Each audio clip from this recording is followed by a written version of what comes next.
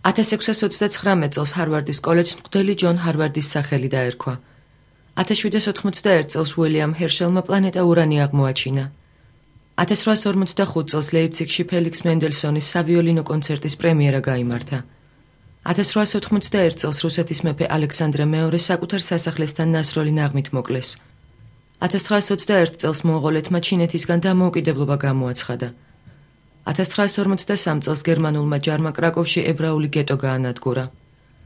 1992 წელს აღმოსავლეთ თურქეთში 6.8 მაგნიტუდის მიწისძვრა მოხდა, შემთხვევას 500-მდე ადამიანი შეეწირა.